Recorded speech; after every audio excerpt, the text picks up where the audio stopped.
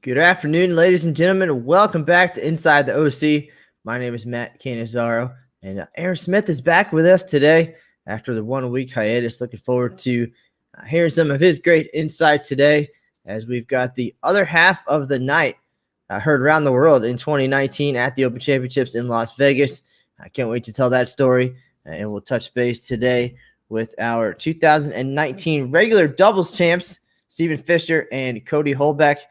Just a couple of years of success over the last two Open Championships. So we won't waste any more time. We'll dive right in. Aaron Smith, welcome back. Hi, Matt. Good to see you, buddy. There you are. Last week, I was just looking at myself for the first part of the show. We had a great guest in Jenny Wonders. Some emotion for sure poured on that show. Some great stuff from her. And now, again, kind of the continuation of Champions Month almost here on the Inside the OC podcast. Looking forward to hearing some different insight today. But how are you doing, sir? That is the question. I'm doing great. Glad to be back this week here, both on the PWBA podcast and, of course, on Inside the OC. Pretty excited for today's conversation. First opportunity for me to really meet Steve Fisher, so we kind of got to chat a little bit. So very cool dude. Looking forward to hearing a little bit more about the bowling experiences over the past few years. And Cody, what can you say? He's won a title in each of the last two tournaments. Obviously, if you can make it three in a row, that's rarefied air right there. So definitely excited to hear about, learn a little bit more about these guys and their experiences at the OC. So, Matt, if you're ready, I'm ready to bring them on the show. Yeah, I think we need to do that. And let's welcome in, again, the 2019 regular doubles champs, Stephen Fisher and Cotie Holbek. Cody also the 2018 regular singles champ. So we're going to cover a lot talking about the last 2 years at the OC. And again, Aaron, you told us a great story when we had Ryan Mao on a couple of weeks ago about his exciting night fighting off two tournament greats in Kurt Pelon and Sean Rash. And as it turns out, these two gentlemen joining us today actually were on the other side of the South Point Bowling Plaza. It was a split squad. It was early in the event, so not too full on those days. So split squad team event and doubles and singles happened at the same time. And they were there firsthand for the excitement that night. And they came back the next day, of course, and made their own excitement. But gentlemen, welcome to the show, Cody and Stephen. Cody, how are you today? Good. How are you guys? All right. And Stephen, welcome. Doing good. Thanks for having us. Appreciate it. So, again, we learned a lot about you guys and life before the show even started. We'll talk about that.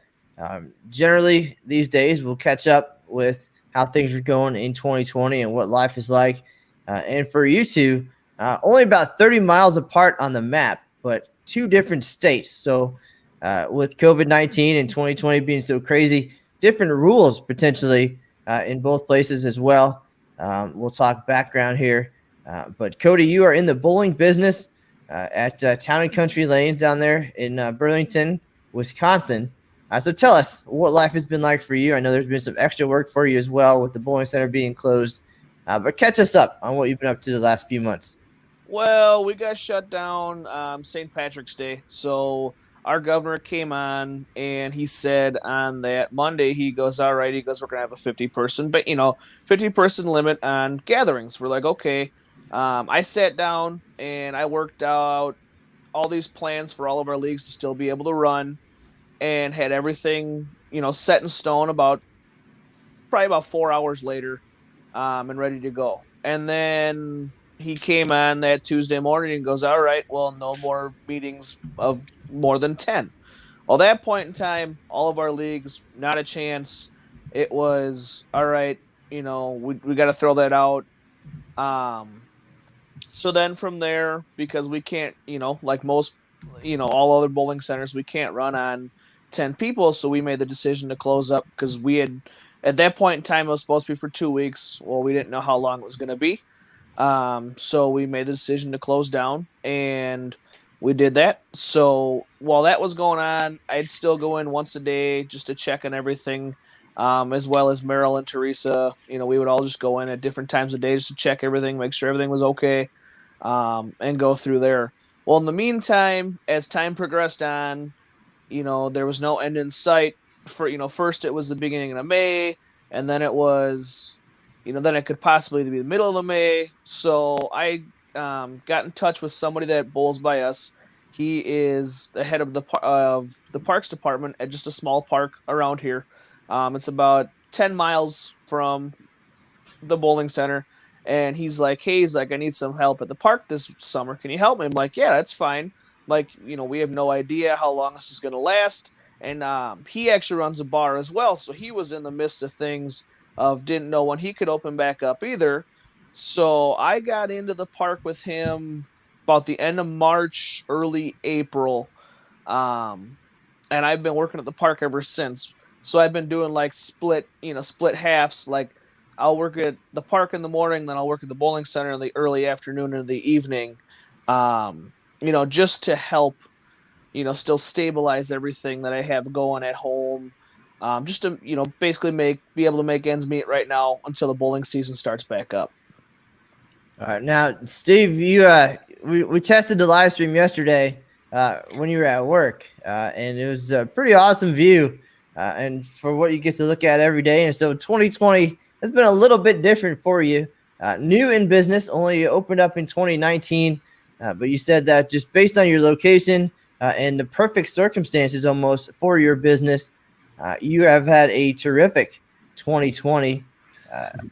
Tell us about that. I know it's kind of making the best of a bad situation, I guess, in a way. But for you personally, it's been okay. Yeah. So March, obviously, we got shut. I bought a bar in 2019, bar restaurant, and so we were just getting into year 2, and everything got shut down in March. And we didn't know how long it would be, and we got to make it, all the way to the end of May is finally when we can open back up. I'm not going to lie, it was maybe close to having to shut the doors. I mean, it was getting pretty bad there for a second. And then once we opened back up, it was just, the support of the locals and, everyone around, family, friends, everyone came out and threw money at us like any way they could. Whether they would buy shots, not even take shots, like they were spending money to spend money like it. And, like I said, it was a perfect circumstance because we are in a phase 3 where you could only do outdoor dining. You couldn't do anything indoor. And like basically our patio deck is, we have 11 tables, we have a tiki bar outside, and inside all we have is a bar. So our gold mine is the outside, and people couldn't go to their chain restaurants, they couldn't go to their local pubs because you couldn't go inside. So it just skyrocketed out of nowhere, and it's just been a crazy awesome 2.5 months now since June 1 into August. And it's crazy what it's come into. It's giving me chills even thinking about it, but it's turned into a success rather than thought I was closing the doors 2 months ago. Well, it's been a roller coaster for sure. We've thrown that term around a lot this year, and we're glad you guys are both doing well and moving forward. Of course, we're here because you are champions at the Open Championships. So we're going to talk about your careers at the OC and what was coming up for you in 2020. Of course, you hopefully, were preparing for the title defense. Last year, you guys bowled pretty early. You bowled in March. So we'll talk about that night here in a minute. But as the defending champs, of course, you want to come out and do well. That's exactly what Cody did in 2019 as the defending champion in regular singles. But where were you guys in the thought process, the preparation of trying to get ready to come out and make another run in 2020, of course, which isn't going to happen. We're going to push back to 21, where you'll still be the defending champs, but a little more time to prepare. But tell us what things were shaping up to be like when all of this went down in March. Well, the time was coming up. I know I was practicing, I'd put the patterns out from the year prior and just bowling on them to try to kind of get used to them again. But at the same point in time, I was also getting ready for the Masters as well, since that would have been the week after, or actually the week before we had bowled. So kind of getting ready for both. So I was bowling on some tougher stuff. And then once, this kind of hit, I wasn't, I was still practicing. I just wasn't practicing as much. It was just a matter of trying to, get back into the routine and just, and get ready to go out there to defend. The difference from last year to this year, last year I was defending for myself. This year I'm defending with my partner, and being singles, yeah, I'm more of a team player, and Steve can answer that one. When it comes to something team, I want to go out. I want to be there for the team. Um, but singles, I still want to bowl better. But if I can help somebody or a team or anything in that aspect, I want to be there to help them. Yeah, we were only like 2 weeks away from leaving. So I just got 4 new balls shipped like that day of. I was going to see Lenny Boris that week to go get my balls drilled. And literally, 2 weeks, we're 2.5 weeks out, I think, before we were leaving. And then this all happened. So it was right around the corner for us. So we were ready to go. And then they made the announcement that they backed it up to May. For those who might not be as familiar or familiar yet, Cotie Holbek rolled the only 800 series of the 2018 Open Championships, 802, to claim the singles title. We'll walk through that here during today's show, of course, on how all that went down. But Stephen Fisher also was part of that experience. It's the guys bowl doubles together. So Steve got to see the whole process unfold from the moments leading up to taking the lead, everything that happened afterwards, and then what happened in the months following, including coming back to the Open Championships and being introduced as the defending champion, all that comes with that, the award presentation, the march out, all that special stuff, and then the excitement on your team event, on your squad, leading into the next day, going in thinking about singles, and Cody getting warmed up 3 games earlier in 2019, and you guys bowling very well. So, let's talk about that. Let's just get right to it. And we talked about the preparation and what it was going to take to go in. Cody, tell us about that experience of, winning, shooting 802, but it didn't end quite how you had hoped. So, at first on the lanes in Syracuse, you not only thought that 800 got away, potentially putting up a number, just enough to take the lead, but maybe not enough to win, and then having to wait out the weeks that followed to find out that, in fact, it was enough. But a lot of emotion there, I'm sure. Tell us about that experience a little bit. That year in Syracuse, it was just wild. It started with a very late night the night before, thanks to Mr. Fisher. But getting back late and then getting into just getting into the convention center. We got in there, and I'm a morning person, so I was up roaring, ready to go. Compared to most that were in our group, so time comes out to march out. I'm living it up, ready to go. And we went out, and as a team, we had a game plan. Game plan to help each other break down the lanes. See what we could find to try to get the best score that we could. So we're bowling doubles, and we get in. We didn't have the greatest start. We get into game 2, probably 7th or 8th frame, and actually Steve and Tony Buss look at me and they go, "All right, do you and just get where you're comfortable." So I made the adjustments, and when I made that adjustment, the third game of doubles, I believe I had a 248 if I remember correctly. So from there, did I ever dream of shooting 800 in singles? Not even close. When I started out the way that I did, it was, the first 278 was like, all right, this is wild. And then the second game, when I started out, I want to say with the first 6, I'm looking and I'm going, wow, I'm like, this is shaping up so far to be, a great set. And then when I make the spare and then I go to the fill ball in the 12th, I actually almost switched balls, but I didn't. I was like, I talked to the guys, and I was like, and they're like, no, don't switch. I'm like, all right. Well, then when I started 9 spare and had the next 6, because I had them up to the 7th in the 8th frame, I had actually it was the next 7. So I had 9 spare 7-bagger. In the 9th frame, I actually threw the ball very well, and left the 9-pin. I did miss target by a little bit. So the break that I received for leaving the 9-pin actually was a very forgiving break. And then when I went up there in the 10th, my nerves got to me. It was just the fact that being in that situation, knowing that I was able, to have a big number if I go off, I'm looking at 830, where I'm like, all right, go up there, make the best shot you can. Well, I went up there, my nerves got to me, I was fast with my feet, and just fired the ball.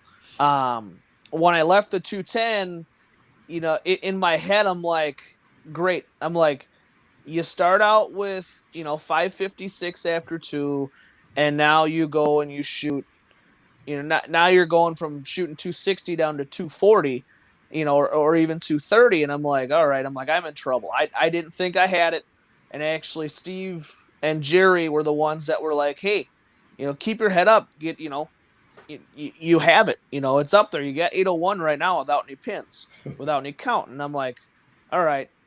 Then it was to make the decision of, do I go for it or do I go for 1? And my gut told me to just get 1, because at that point in time, I had been there for a couple days prior, so I had I'd went and seen some of the better bowlers bowl.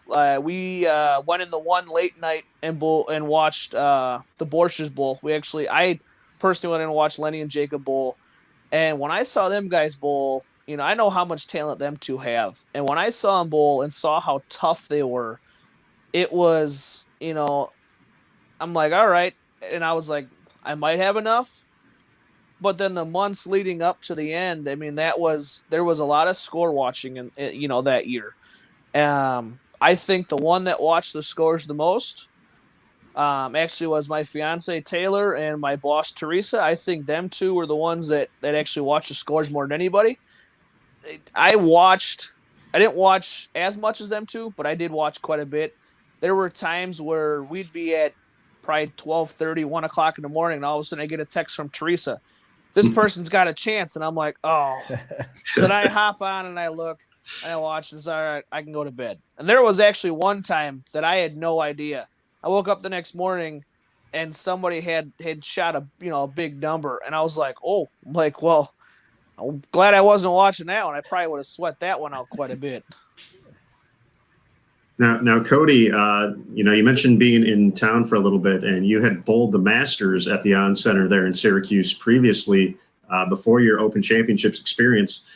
You kind of finished, middle of the pack, didn't make the top 64, but up until that single set, you kind of had some struggles there. Did you, as far as just being comfortable with that particular venue, how much did that come into play, you think, down the stretch, especially as you started to string strikes in your single set? Getting adapt to the venue does take a little bit. I don't know. It's hard to even say what happened that year in the Masters. I know, we bowl on basically the toughest one of the toughest patterns they see all year on tour. And that actually, I believe, was the first year that they kind of put that speed bump down at the end of the pattern, down like your 38, your 30 or like 32 foot mark. So and that was my first time ever seeing that. So getting adapt kind of to that and to the venue, I had actually never bowled other than El Paso. And to me, El Paso didn't really seem like a convention center, if I'm being honest. Whereas in the On Center, you could tell it was a convention center. I don't know, mentally if that played with me a little bit, but the bowling the Masters, about a week and a half before we bowled definitely helped me. Once I got started stringing strikes, because I kind of knew what to expect. Granted, we're on, different lane, different lane pattern with different cross bowlers. But it did help me quite a bit, because I kind of knew what the lane beds were going to do. I shouldn't say I knew what the pattern was going to do, but it actually seemed like as we bowled on all three patterns, the fronts really started to hook, but the back ends actually tightened up quite a bit, and I think a lot of that also had to do with the topography of the on center as well. Yeah, Steve, we're going to talk in a minute to Cody about his short and successful career at the Open Championships. But for you in 2018, you were on that pair of lanes. You're the veteran of the event here with the 11 years in the books. But through the first game or so of singles, it really could have been either one of you making a run at that 800 and that title. A great start for both of you. Had to be a lot of fun. I'm sure you pushed each other. And for you, especially coming off of 520 in doubles, a big turnaround. First, I guess, tell us about the difference between those two sets on the same pair of lanes, and then being in that moment and how much that helped you perform, and maybe how you guys work together to both have a chance. Yeah, we I don't know. Doubles was a little early morning. I bowled really bad in team, so maybe had too much fun the night before. Might have made it to a casino for a little bit, but then we came back in, and doubles. I don't know. I felt like I bowled okay, just couldn't score, couldn't get 10 down. Just kind of one of those things. Then finally, like I said, we had the game plan where we were all going to try and stay right as long as possible, and then finally, we kind of make that move left and get matched up with the right ball at the right time, and it just happened to happen in singles, and obviously we broke them down correctly. I was turning, I don't know, a little over 500 after two, and I was losing by like 40. I'm like, well, this sucks. Just kidding. I was happy for him. Obviously, we're pushing each other and cheering each other on. But, yeah, I don't know. I was just getting matched up with the right ball at the right time, and, things just started clicking, and it's easy to strike when you got other people striking around you. Obviously, if you look at doubles, it just your swing stays loose. Things just roll, and you don't worry about anything else. Like you're not stressing about a spare. If you're throwing strikes, you're not stressing about what other people are doing because they're striking too. So it just obviously makes the game easier. You mentioned that Lenny Boris drills your equipment. Of course, he's a Hall of Famer, a 3-time Eagle winner.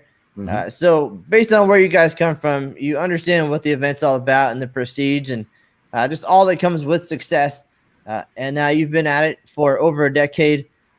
And to see Cody succeed the way he did, just tell us about being part of the experience from that perspective, as a teammate, as the friend, and then we'll talk about how much it meant for you to be in it all the way the next year. But it's got to be pretty awesome and pretty motivating to watch somebody have that kind of success and go through the process, and maybe as a learning experience, especially when it ended up being you the next year. Yeah, obviously, the Open Championships is the cream of the crop for me. I've never bowled a regional. I've never tried it, never bowled anything big. I always talked about it, just never pulled the trigger. So the Open Championship is pretty much it for me. Like, when I first went out, 10, 11 years ago, whatever it was, I didn't know the whole landscape of it and everything. And now over the years, bowling tournaments against all these guys, obviously the guys from Wisconsin, I bowled in the Zyke Center. I bowled in a sport league at the Zyke Center, learning his history and how crazy that is. And, just learning how big of an event it really is and, how many people go to this thing. And isn't it the biggest tournament or the biggest sporting or participation event in the world? Yep. It's just stuff like that people don't know about if you're not in the bowling community. And, you learn every year you go out there, you learn more and more. You hear, Lacaze, McNeil, you hear all those stories and what they've done out there. It's just crazy. And to watch Cody, do what he was doing, and obviously I was trying to keep up with him. So, it was something. And then finally for him to take the lead, seeing his name at the top of the leaderboard when we're done is just an awesome feeling. And I think when we got done bowling, I know Jerry for sure, because he's a crier. He had tears, and we might have had a few ourselves. Like just the emotions just run wild. It's absolutely nuts. It's just the history, the prestige of what it is. It's unreal. And I said bowling for over a decade now. It's crazy to even think that and think about all the years we've gone. But yeah, just seeing him do it was, just as, I want to say almost just as cool as doing it yourself. Obviously not, but it's close. It was damn close to what it was. So, well, you just mentioned two pretty significant names in OC history, Les Zykes and Anthony Lacaze, the only two gentlemen in tournament history who have won titles in 3 consecutive years. Now, Cody, of course, winning in 2018 and 19, that means that you're a contender to join that very short list of names at the Open Championships. Even more impressive is that you've only bowled in the event 3 times. Your first year, it was 2015 in El Paso, which you mentioned, and then taking a couple years off, coming back in 2018. You're of course at the caliber of a player that can win an Eagle or two, and bowl in the Masters and have a top 15 finish. I guess the big question is about your participation at the OC. I know there's some work-related things that maybe have delayed your start at the event, as well as played a role in 2016 and 17. But tell us about that. It's pretty amazing to have 3 years in and 2 Eagles, and the skill level that you have. But tell us about your OC career and kind of how it's unfolded a little bit. It is just it's completely unbelievable. In 2015, I wasn't even scheduled to go, and we actually ended up having 2 people back out literally like last minute. And so myself and my fiance were the ones that actually ended up getting called upon to go bowl. So what we did is we left, on a Friday, like 4 or 5 o'clock in the morning, and I just drove as far as we could, because at that point in time, by the time I was going to get a flight, get down there and everything, it was going to be way too expensive for as quick as it came up. So we made it to El Paso. Basically, we stopped and slept for, I don't know, 5 hours or something. So we were, it only took us maybe 32 or 33 hours to get there, just stopping at a hotel and sleeping. So just to start out, that my career that way is absolutely amazing, because I went down there and the team that I had bowled with, like I said, one of their guys had to back out. So it was, I went down there and I just tried to learn that year, not really being there before and knowing what to expect, and going in like I did, kind of going in blind. I did practice once or twice on the patterns from the previous year before we left. And so that kind of helped, but it really was more of a guessing game as to what bowling balls to take, and kind of the lane play experience. So, I did not have a 600 series that year. I actually think I had 599. I don't remember what set that was, but I ended up with like 1720 or 10, somewhere in that number, I believe. I'm not 100% sure on that, so don't quote me. And then going into 2018, I was a lot more prepared. I knew what to expect. I knew they were going to be tough. Bowling the Masters the last 6 years has helped tremendously on a lot of places, that I go bowl, that we see very tough patterns. Bowling the U.S. Open when I did in 2018 as well, that was another big thing when it was down in Wichita. That's them, the Masters and the U.S. Open, them 2 tournaments have helped me tremendously on once we get on the real tough stuff. But going into 2018, it was all right. I bowled the Masters. I didn't bowl as good as I wanted to. And then just going home for a couple days and then driving back, coming in, like I said before, did I ever dream of shooting an 800 and taking over the lead in singles? No. So it's kind of dumbfounded that it happened, because it's nuts. And, bowling the things that I had before, seeing some of my success, I always knew in the back of my head there was that possibility. There's that possibility for anybody. If there's anybody that's, thinking that they can't go out and win an Eagle, it can be done by anybody. It takes, for instance, like a singles Eagle, it takes 3 games to get lined up. Same thing with doubles, and then the same thing with team. Granted, you got 4 other people that have to get lined up with you. Or if you happen to say get lined up all 9 games, and now, you're looking at an all events title. It is very tough to win an all events title, especially bowling on 2 different patterns, as tough as they are at the Open Championships. So 2018 was a big year. And doing what I did, like I said, I'm still speechless to this day on some of them moments. My first phone call was actually to my mom, and then my second was to my fiance because she wasn't there. And like Steve said before, there were tears. I got on the phone with my mom, and I told her, I said, I just shot 800. I said, and I took over the lead, and she literally busted out in tears. I could hear her over the phone, and it was kind of the same thing on the other end with my fiance as well, and it was nuts. And then going into last year, I told the guys, I said, look, I said, I'm going to try my hardest in team. I said, but going through the whole, returning as defending champion, going through the whole, the march out, I said, don't expect much in team. I said, doubles and singles, I said, will be different. Well, I started out in team with 133. 133 is what I started with team at. And I was like, glad he wasn't on my team. And I wasn't happy. I think I went through like 4 or 5 balls. And when we got into game 2, I kind of sat down with Jerry, and Jerry and I talked, and we kind of figured something out. So then I went, and I want to say I had 190, or 2-0 or whatever I had.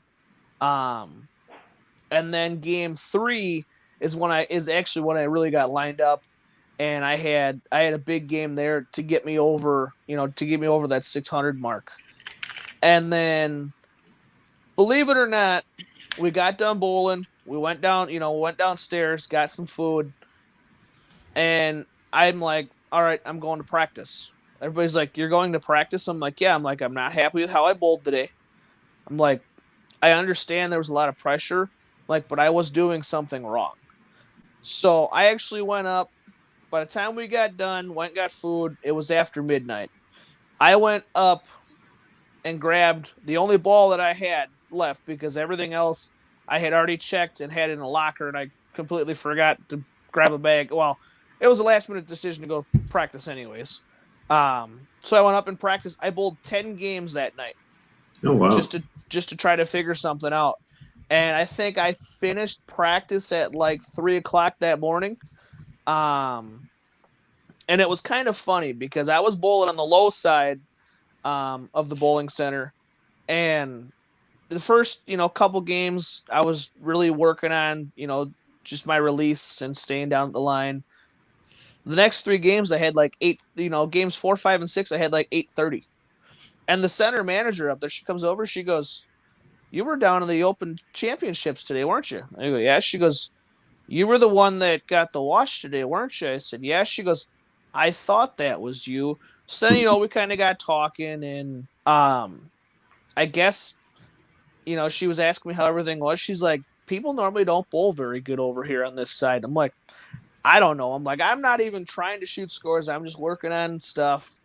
Well, then I got done and went upstairs, and basically took a nap. It was like a 4-hour nap because I was up again at like 8 o'clock. And we went down and watched Rash Bowl that morning or afternoon when they were bowling singles and doubles. And I was just chatting with them a little bit. And then the double set, Steve had actually asked me, he's like, so how'd practice go last night? I'm like, I think I'm okay. I guess we'll find out. Well, we stuck to our game plan that we had with the team, the same game plan we had the year before. All work as a team, break them down the right way. And it was nuts, to have 500 after 2, and then I'm going in the 10th frame with the front 9. I'm like, there is no way I'm doing this 2 years in a row. And on top of it, to shoot 300 and 800, I'm like, this is just nuts. It was the same thing as the year before. My adrenaline got to me, and that's what it was. So I went up there and I left a spare, and I'm like, all right, well, I hate the 2.5, but I'm going to try to convert it anyways. I ended up making it. And it was the same thing with field ball. I was very pumped up. And when we got done, Steve's like, we took the lead. I'm like, no. I'm like, we did not. It's like, yeah, we did. He's like, the lead was like 1350. I'm like, no. I'm like, the lead was like 1400. I'm like, we didn't take it. And so he brings it up, and I'm like, oh, I guess it was 1350. I'm like, I didn't think we had it, up until because I wasn't adding their scores together while we were bowling. It was just get up there, make your shot.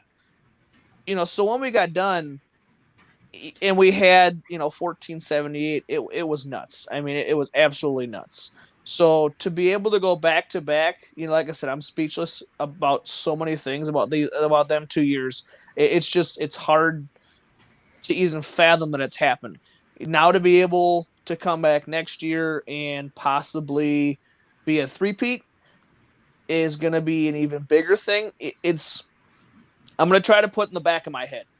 I don't want to think about it while I'm bowling, because if I think about it, I'm going to overthink it. I'm just going to go out and do it. So, and there'll be more practice, because there hasn't been a lot of practice by me this summer, like I normally do. But so there'll be quite a bit of practice to get ready for it next year. But I will I'll take the bull by the horns and see what happens. About the whole three-peat thing is we're gonna go in October, and Halloween we were gonna go bowl, and Cody's like, "Oh, I don't know if I can make it happen." I'm like, "Cody, you have a chance to make history. What are you thinking? Like, we're gonna make you bowl." And he's like, "Oh, I don't know if I can get out of work." I'm like, "Okay, let's talk about that real quick." So he was a knucklehead. He was going right.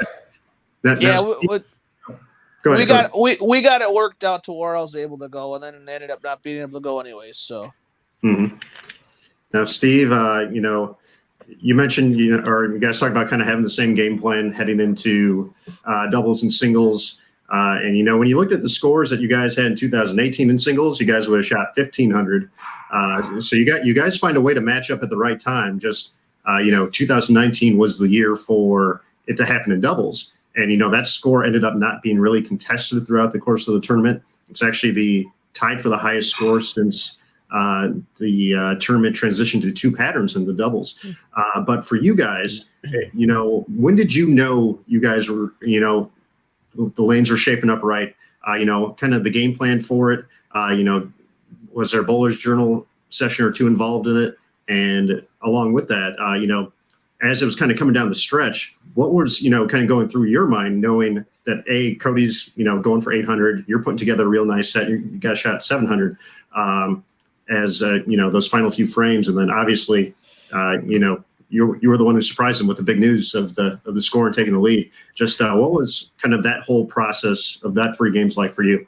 Yeah, so obviously it started at the Bowler's Journal the day before, or it might have been the morning of. I'm not even sure, but I jumped really far right at I bowled it once without him the day before, I think, and then the morning of, I think we bowled again, and I jumped really far right and found a pretty good look at the Bowler's Journal, and he kind of had the same thing, and we went in there, with a pretty positive mentality, knowing it's the same shot, quote unquote. I know it's different lanes and whatnot, but going in doubles and singles, we were pretty excited, and he started out with a big game, 260, I think it was 260 something.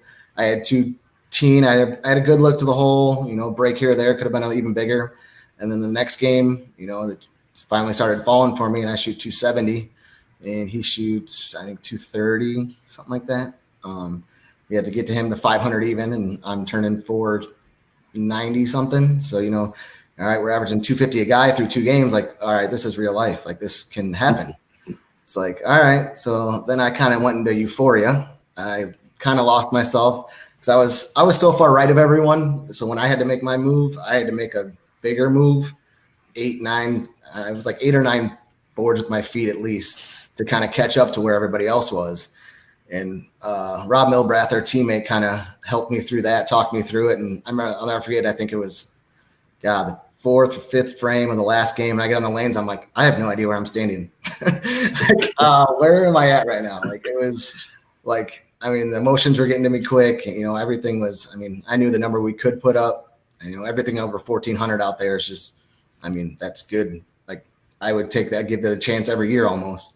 And I literally going through those last few frames, I just trying to keep my feet underneath me. The emotions were going already, the cameras come behind you. I see it. And I remember I mentioned something to Cody. I was like, oh, they're here. He's like, shut up, quit looking back there. So like the emotions got to me pretty good. I know I got lost on the lanes. Like I said, I don't know if it was the cocktails I was drinking or just the emotions, but I definitely stepped up one time and I got on the lanes. I'm like, I have no idea where I'm supposed to be standing. So I had to back off down the approach, and I split in the 8th. And I made it at 210 and made it. It was a pretty big conversion, to stay clean. And then it was kind of the Cody show after that. After that, I was like, all right, this guy's got a chance to do another amazing thing. Like, shoot 300, 800 back-to-back years. So I kind of stood back and watched the 10th, and then he, missed, unfortunately. But so I got up behind him and got up and threw 3 of my better shots of the day and struck out in the 10th, and to put up a number at 14, 78 was, just crazy. And then the emotions go. My dad was there, like I was telling you guys, let me go both singles, and I'm out of it. I couldn't tell you what ball I used. I couldn't tell you what I shot to this day. Like, I don't know anything, because just like, it was like surreal. Like, this has a chance, like I said, 1400, let alone 1470. And then when you guys did the write-up the next day and I actually read it and you guys put that thing in there, that's the highest, tied for the highest score ever since the rule change, that's when it's like, okay, like that's a number that may not be beat. And like you said, no one really sniffed it. We won by over 50, I think it was. So, the emotions were going. Like I said, that first phone call, my dad was there, fortunately. And then, I called my mom, and I cried like a baby in the hotel room. I'll never forget it. I just couldn't stop crying. I was like, Mom, I'm never like this. What is going on? So it was obviously a cool, surreal day. And we're just sitting at dinner, and everyone makes fun of me. Like, we're sitting at dinner, all of us, and they're like, why can't you stop smiling? I'm like, do you know what just happened? So surreal experience for sure. Like, I don't know if it'll ever happen again. You don't know. And, going into this year, excited for my, once in a lifetime opportunity to be able to get on the lanes, have that presentation, be walked out, and then thinking maybe it might not happen now. And also this year, another once in a life opportunity. Not only am I going to get presented with, watch the whole presentation, but Liz Johnson was going to be on our team this year.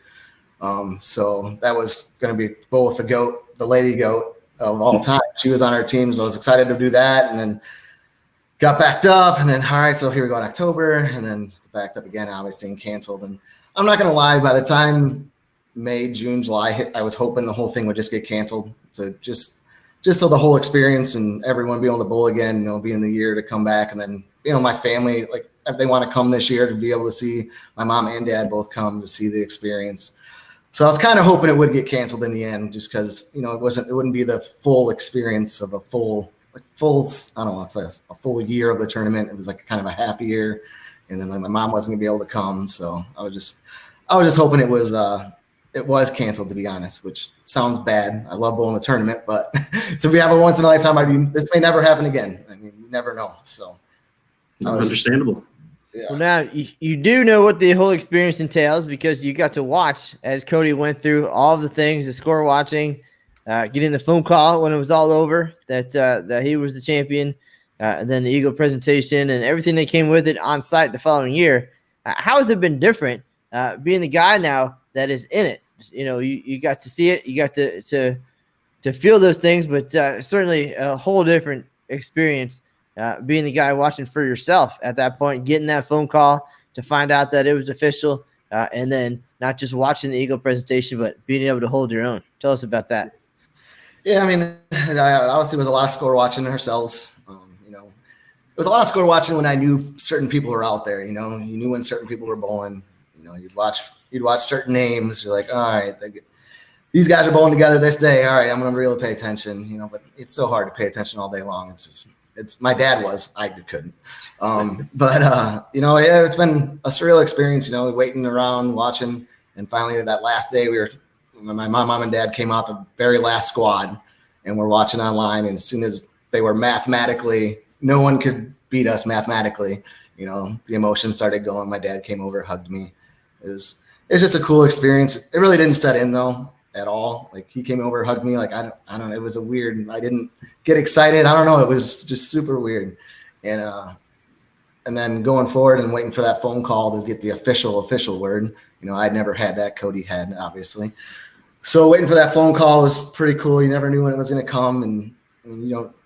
And then finally you get that phone call and they tell you, hey, just want to let you know, congratulations, you've won an Eagle at the 2019 Open Championships. And I think I was actually driving, so thankfully I didn't cause an accident. But it's a surreal feeling, like I said, knowing the history and knowing everything. It's just absolutely amazing. And can't wait to get back out there next year and get the full presentation and just everything that comes with it. And after seeing Cody do it, I'm going to try and beat 133. Hopefully I can handle that. So now you guys were part of arguably the most exciting 15 or 20 hours at the Open Championships. The night before you took the lead in doubles, it was the Ryan Mao show, taking the lead in 4 events, fighting off Kurt Pelon and Sean Rash for the all events lead. A couple 800s that night. Again, you guys were on the other side of the bowling center, seeing what was happening, seeing it unfold, seeing how big the scores were. And then you came back the next morning after Aaron's all-nighter, where he was there with those guys. It transitioned. I took over and was there when you guys bowled doubles and singles. But, man, like the excitement and what did that instill in you? Just being able to see that as far as maybe not fear, but, the motivation or the realization of what the scores could be, knowing that these guys now had just raised the bar as high as they did. Just a couple hours before it was time for you to take the lanes. It was very, that was, like you said, that was a surreal 15 to 20 hours at the center. When we got done with team, I went over and I was watching them guys bowl, and I'm like, wow. I'm like, these guys are talented. They broke the lanes down correctly. Like they know what they're doing. And my whole thing is, everything's got to fall your way that day. So knowing that, you can break the lanes down correctly, but at the same point in time, now you could go out, you could be hitting the pocket consistently with the right ball, but you may not be carrying the 10 pin or may not be carrying the 7 pin or anything like that. So, knowing that you got to have everything line up that day for you, all the stars fall in line. And then reading the day after we took the lead, that, like Steve said, that we were the highest score since the rule change. It was like, wow, we've had a big number. It's hittable. It's going to take a lot, but it's hittable. But watching them guys bowl that night after we bowled team was phenomenal. I mean, just the shot making processes that they did, and to get up in the 10th frame and for Ryan Mao to do what he did, to snap off Pelon and Rash, in singles and in all events, it's like, wow, this guy literally has nerves of steel. So, and then, like I said, when I talked to him the day before while they were bowling, it was getting some insight from Sean was a big thing, but then watching him put it, all together, what was even bigger. So it was a lot, it was a lot to take in, but it was very well worth it. Yeah, and being that early in the tournament too. I mean, after we get done bowling team event, I don't even remember scores or anything, but we get done and we'll go over there and we're like, we knew they were on our squad, obviously, because we were all in the room together. So we could go over there just to see what they're doing and to see the numbers that they're putting up. It's like, well, maybe the pattern's a little softer this year. Maybe, not that they're not great bowlers, but the numbers they're putting up are just outrageous. So I'm like, well, maybe they're a little easier this year, maybe in doubles and singles. That was the first time I've watched anyone bowl the tournament on it. So, but what they did was just unbelievable. And coming to find out they weren't soft at all. The scores weren't high at all. Like they were just bowled great. It was, it was really cool to watch, and, watching Sean Rash, one of the great bowlers on tour, and then, Kurt and Ryan and all them. And somebody leaving Open Championships, leading 4 events is just, it's unheard of type stuff too. It was really cool to walk over and watch the end of it. My whole thing is, and Steve and I have said it before, I would rather bowl early and put up a number rather than bowl late and be chasing that number. Because if you bowl early and you put up a number, like Matt, like I said before, your swing is so much easier. You're not grabbing it. You're letting it happen.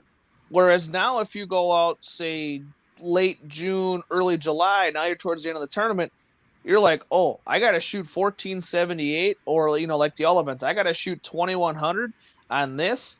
Now all of a sudden, your swing goes from really loose to super tight, and you're trying to make it happen because you got to shoot numbers. So, in my learning of the game, like I've done the last 10 years, I would rather go out early than go out late. And like I said, for that reason, because if I know I can, there's a possibility of me going out and putting up a number rather than having to chase a number, that's what I want to do, because I'm going to be a lot looser than I will be if I'm trying to get to that number.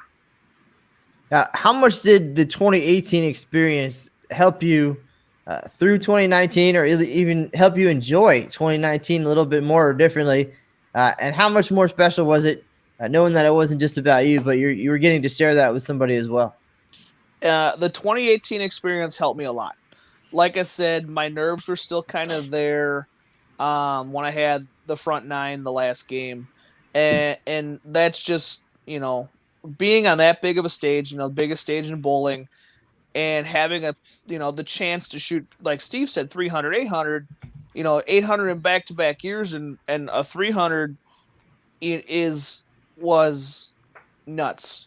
Just, going through it, I was like, just stay calm. To be honest, I didn't really think about the 800 till about the 8th frame of the last game. And I was like, all right, I'm like, you can shoot 300. I'm like, just go up there, make good shots, and there, like most people, there were breaks in that game that helped me tremendously.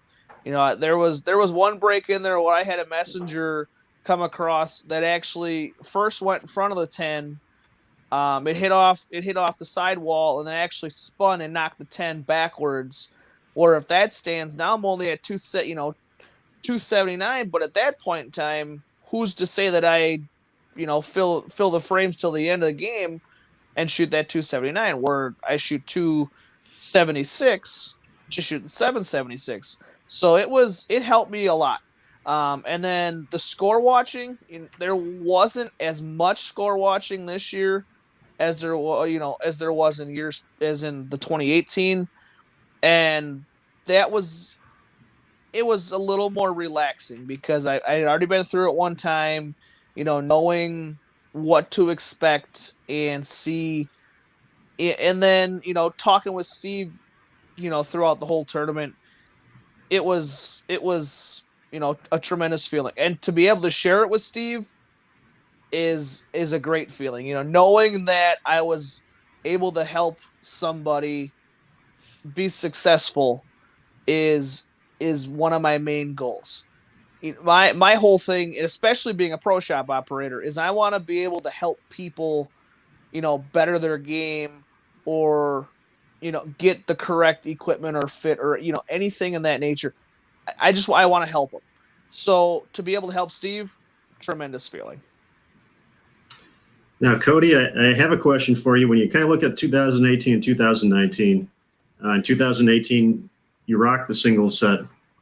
In 2019, you rocked the double set. But there is one consistent thing with that, and I'm going to bring some photos up here. But you're wearing the same jersey for both of these. So I need to know, is this jersey hanging up somewhere, or is this like your go-to jersey? Are you a little superstitious with that?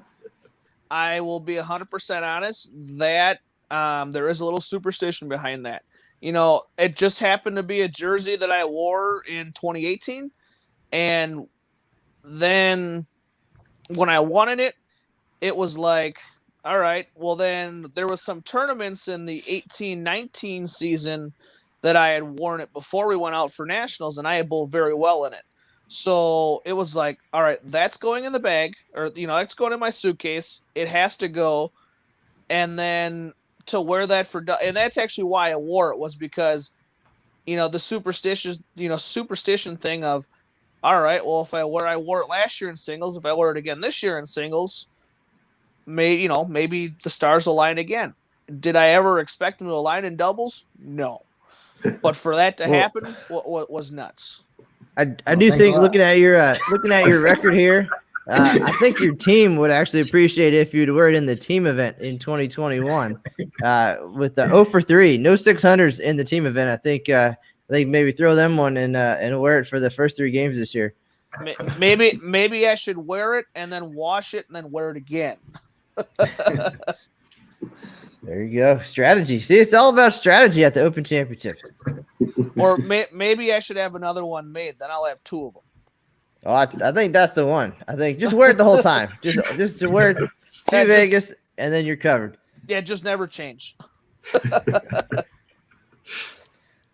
So now, with that said, even though we did miss 2020 in Center Isle and Reno and the whole deal, the whole experience, the next 2 years, you guys get to bowl in the venue where this happened. A very special place, I'm sure, for you now.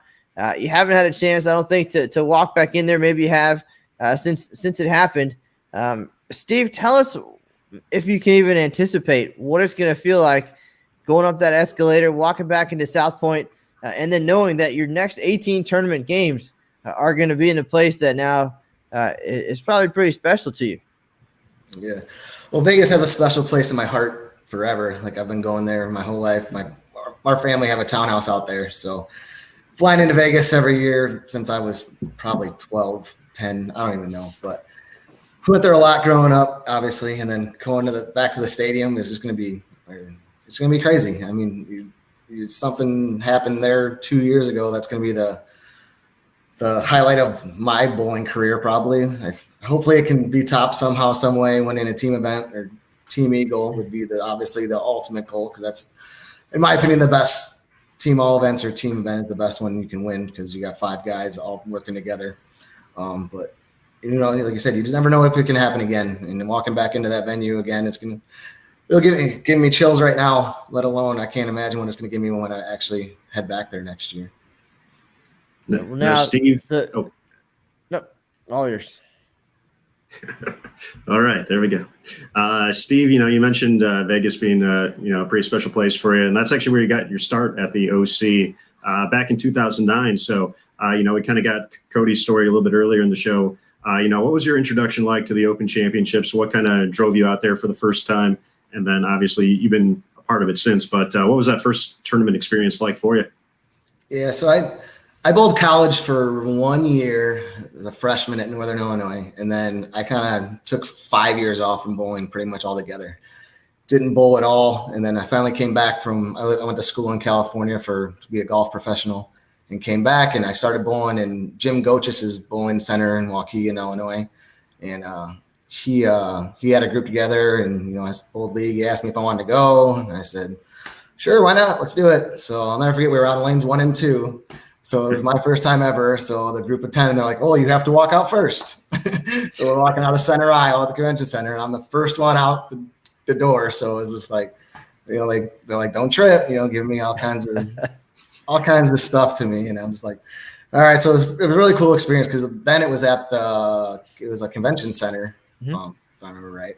And so walking out of that aisle the first time, it's a different experience for sure. Like I said, I didn't really know the history of the event then. I didn't know a lot about it. Like I said, it was my first time out there. I didn't really know what was happening, and then I couldn't tell you how I bowled. I have no idea.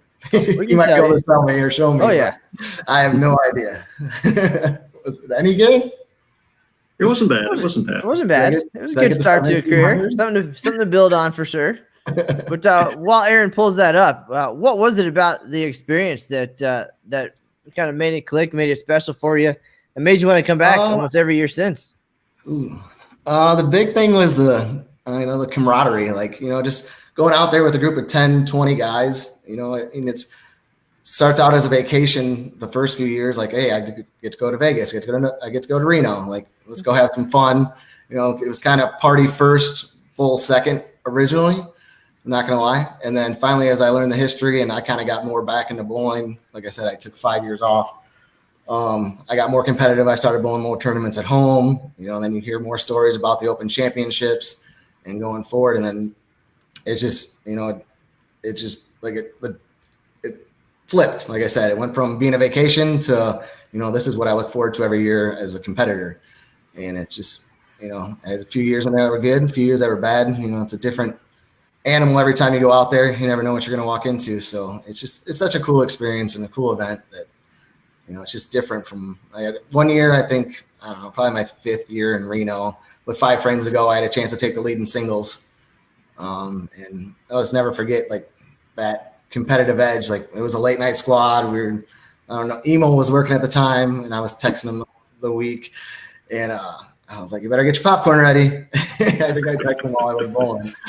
And I don't even think he was there because it was like 3 a.m. And, but yeah, I had left 10-pin, missed it in the 6th. And I think I ended up with like 720 or something. But I'll never forget that first time ever having a chance to actually get in the history books and find my way in there. It was just a surreal feeling. And, I look back on my Facebook past events and it'll pop up like, oh, I need to learn that competitive edge that I have out there and that I'll never have another feeling like that. Well, turns out I got another feeling like that. Well, now you are part of the tournament history, forever champion. Always will be some designation next to your name. Always will be introduced as the 2019 regular doubles champ. How has the OC changed in your eyes now? I mean, it sounds like your appreciation certainly grew right from the beginning, which is awesome. But now to know that you are a permanent piece of the event's history and tradition, how does that even sound and how does that feel?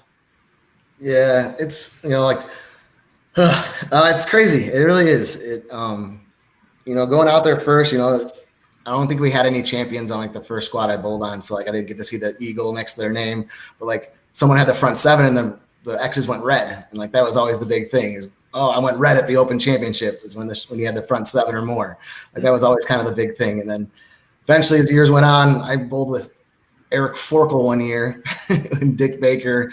And they're all bowling names. And I bowled team event with them 1 year. And, then you see you finally get one of those events where, you see the name and then you see the little eagle next to it. And they're like, well, at first I'm like, well, what's that? And then you come to find out what it means. And like I said, as everything grew and I learned more about the event, it's just crazy. And knowing going forward, I'm going to have that little, the trophy or the eagle next to my name forever. And no one will ever be able to take that away from me. It's just an unreal feeling. And I'm excited to get back out there just to see it for the first time and see that banner for that first time. It's just, I can't wait till next year. I mean, like I said, we were 2 weeks away from going this year and I was getting excited, and, getting ready to go. And then, kind of deflated me and they pushed it back and then pushed it back again. But, they say good things come to those that wait. So I can't wait to get back out there and see it next to my name and see Cody's name and both our names up there on the banner. It's going to be awesome.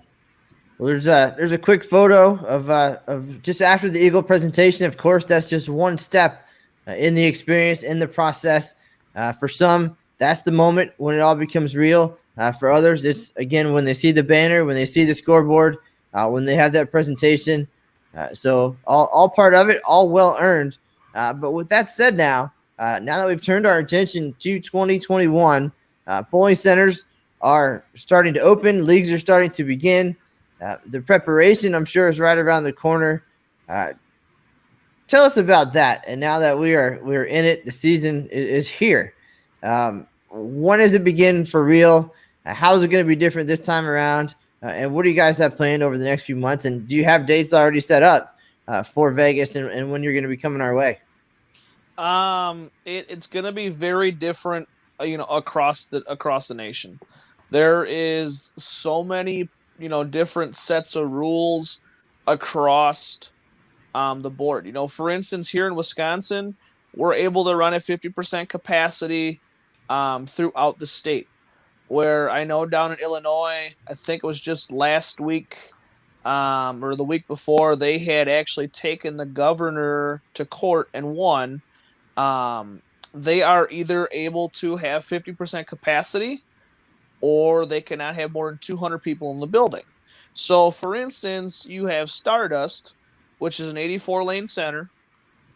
Their capacity is in the thousands. They're only allowed to have 200 people. Or if you have, say, an 8-lane center and your capacity is 200, or 300, you're able to have 100 or 150 people in there, where that 8-lane center can run off of that. but there's no way Stardust can survive on 200 people. And it also, and it differs from county to county as well. There's some counties where you have set strict rules that you have to follow. And there's some counties that are more relaxed about it.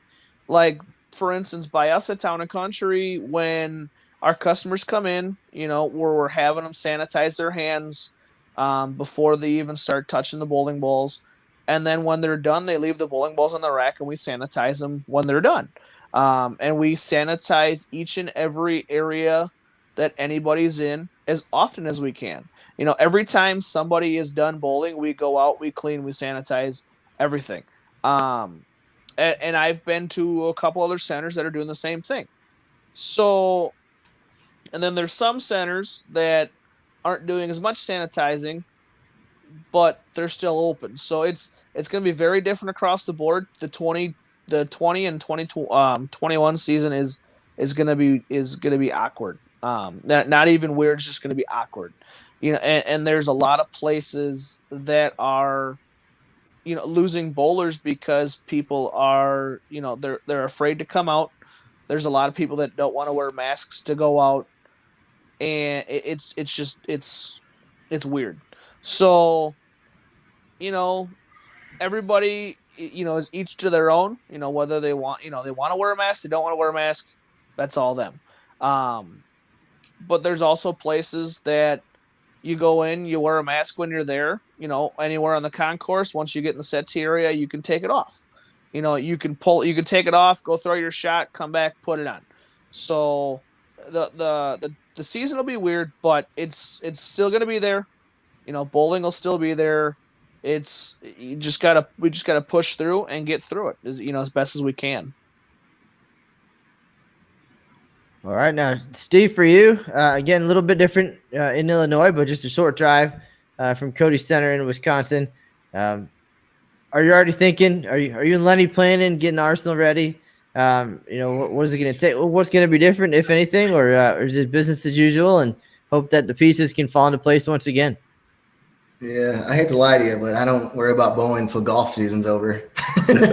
So bowling's not on. Like, we start league, and I just got a text like 2 days ago. He's like, "Do you know we start league next week?" And I was like, "No, I want to be outside still." Well, that also brings up another great question too. We talked to Ryan Mao a couple of weeks ago, of course, the All Events champion 2019. He's an All-American golfer in college, and you mentioned, that you're a golf teacher, a golf pro in that regard. I'm sure you're probably pretty good at it as well. But if we wanted to spend a day having you and Ryan Mao go out and hit the links, play against each other, and then bowl against each other, what are the chances that you're winning one or both of those matchups? I'm definitely, from what it sounds like, I'm losing the golf match. Sounds like he's a real stick. I was not a college All-American. I was not anywhere near that. I'll break 80 here and there, but I was more of a teacher than a player. So they say those who can't do teach. So, when bowling, I'd give myself a 40% chance, maybe. I think I'd compete more bowling than I probably could on the golf course, from what I hear. But if the timing works out, maybe we'll come up with something fun for 21. Stay tuned for that. But as we roll on here, Aaron Smith, we're getting down to it. Final questions. Any final thoughts for the guys before we go? No, not too much. I just want to, throw this out there now that's on, a live broadcast that, Matt and I will have to make our way down to Illinois, Wisconsin at some point when all this clears up. We're going to go to Steven's place. We're going to call Cody. We're going to call Lenny. We'll even call Liz. And first round of Old Style is on Matt. So I just want to get that out here right now. So, but I believe there's also a White Castle in the neighborhood too. So I think we'll all be pretty satisfied with that week. That'd be awesome. I'll buy the second round, I promise. There we go. We're living big. I like it. No, this has been super awesome. As I mentioned at the top of the show, I've gotten to see Cody at a few events, but Steve, this is my first opportunity to chat with you. And first time really chatting with Cody at length. You guys are awesome. We definitely appreciate the time, and you guys spend some time with us here on Bowl TV. It's been super fun to hear about your guys' journey, your experiences at the Open Championships, and we just appreciate it. We appreciate your passion for the event and the sport, and you guys just keep doing what you're doing, and hopefully we're back at this and having these same talks in 2021. Yeah, that's what we're gonna plan on, hopefully. It's always the goal. But no, thank you guys, and we appreciate what you guys do for the sport in general, keeping it going, and anything we can at this point to get our heads wrapped around something else. So definitely appreciate what you guys do, and obviously an honor to be on this with you guys. Yeah, thanks for having us. Thank you, guys. Aaron summed it up pretty well. I know Cody's got his jerseys in the laundry, so he's going to be ready for 2021 to get out there and help the team. But yes, I agree. Today was great. I learned a lot about both you guys. Looking forward to hearing more and being part of the journey as it unfolds. There's still a lot more to come, of course, in the Eagle winning experience. So we'll look forward to that. Again, back at South Point in 2021. You mentioned Addison, Illinois. Of course, that's the 2021 home of the USBC Women's Championships. So we'll be in the neighborhood anyway. Aaron will be there for 50 or 60 days or so in 21. So I'm sure you guys will get to catch up at some point. For everybody watching at home, thank you for tuning in today as we visited with the 2019 regular doubles champions at the Open Championships. Some great comments from some great folks in the chat. If you have any questions later, feel free to send those our way. And then remember to keep an eye on Bowl TV for a lot of other great content. Aaron Smith, what else do we have coming up? I know I saw the list yesterday going into the e-news. So a lot of stuff on the horizon. What do we got? We're going to look at the podcast schedule next week. PWBA podcast on Monday is going to have the legendary Tish Johnson joining the show. So that's going to be fun. Tish, one of the all-time greats, and definitely a person I always enjoy getting to chat with and see. So Jason Thomas and I will definitely enjoy that. Bowling Explained, our new coaching podcast with Jason Thomas, is going to welcome Valerie Bercier. They're going to talk a little bit about health and fitness. That'll be on Wednesday. And then Inside the OC, I believe we were talking with Anthony Pepe next week. That's correct. Coming up again, Champions Month continues, and then following that the following week with Mitch Beasley. So looking forward to catching up with all the guys, all the folks, and hearing how things are going out there in the world. So there's a lot going on. We're glad things are moving forward. Cody, good luck with the bowling center and league season, everything going on there. Steve, the restaurant looks awesome. Keep that up, and we're definitely coming that way at some point. For everybody else, we do appreciate you tuning in today here on this episode of Inside the OC. My name is Matt Canizaro. For Aaron Smith, Stephen Fisher, and Cotie Holbek, that's the news for now. We'll see you on the lanes.